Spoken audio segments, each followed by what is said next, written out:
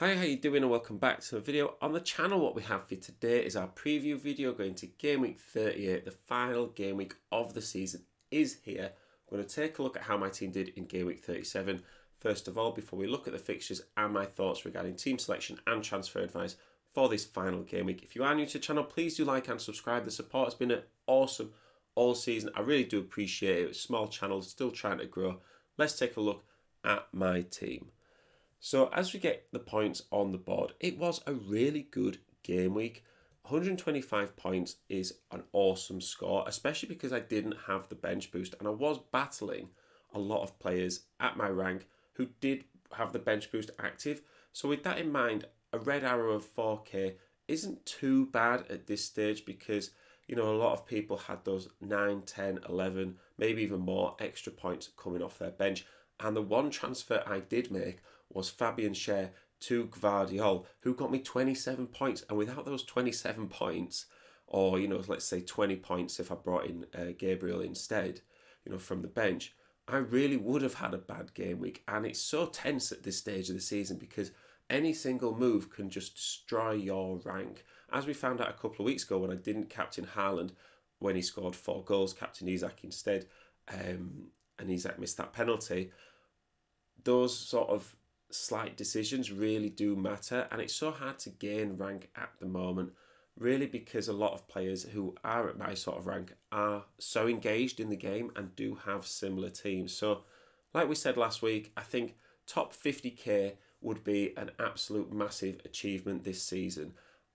I think as a absolute sort of ceiling to aim for, I guess like top 30k would at this stage would be really good, but I kind of don't really see how I'm going to gain those points, even though it probably is really tight at this stage of the season. So I am really proud of the rank. I'm really pleased with the rank. Like, yeah, a couple of game weeks ago I was 15k, but you know, you've got so many things that go for you over the course of the season. I had a couple of things go against me, but if you'd have said at the start of the league that I would be, you know, at this stage top 40k with one game week to go, I would have 100% taken it. And you know, you're going to have those ups and downs, but overall, you know, wow, what a successful season. Hopefully we can stay, let's say, top 40k for this final game week. Let's take a look at the fixtures.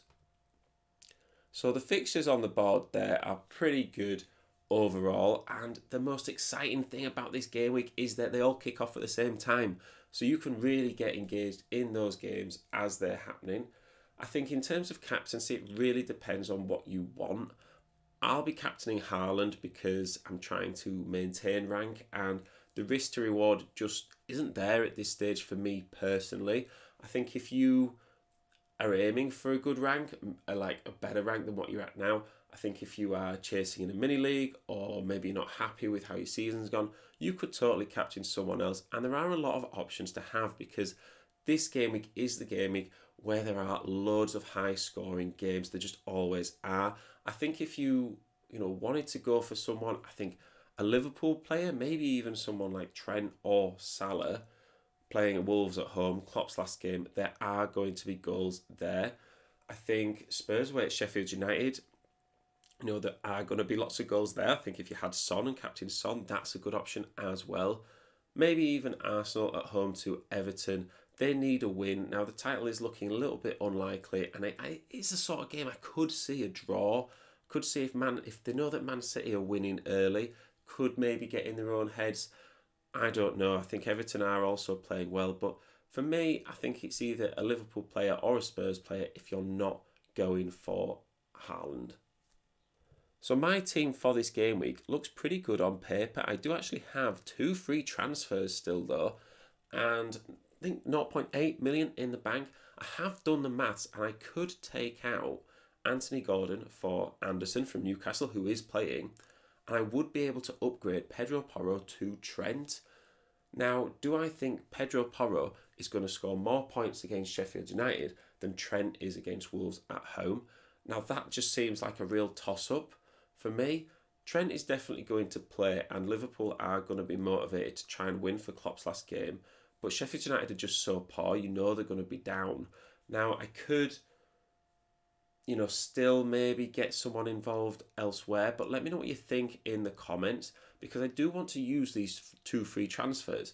because I think this is the sort of game week where there will be rotation and players can come from nowhere and score a lot of points. Like, you'd be surprised. You think, looking at this team here, you say, oh, they're all going to start, they're all going to play probably 90 minutes. That probably won't happen. There will be rotation.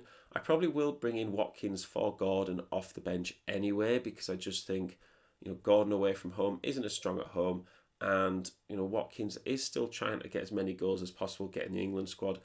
Whether Villa are a bit, on the beach, as now they've got Champions League football guaranteed, be interesting to see. But there is also a chance that they just let loose and just go for it with no pressure on. Or they've just been partying for the last 3 days and they're going to play terribly. So there is a lot of things still to make and decisions to have.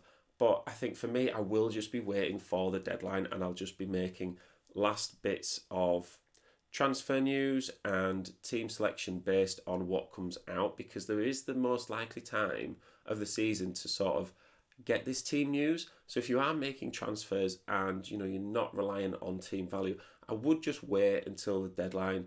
Maybe not right until the deadline, half an hour before you get some team news. Listen to people who are maybe streaming deadlines and make your transfers based on that. But yeah, good luck in your game week. The season's nearly finished. Hopefully you've had a good season, or at least enjoyed it. It is just a game at the end of the day, and it's been such an interesting season. I think overall we are going to do a few review videos and sort of season progress videos just to discuss how my season went. So keep an eye out for that, and if you do want to make sure you see them, subscribe to the channel.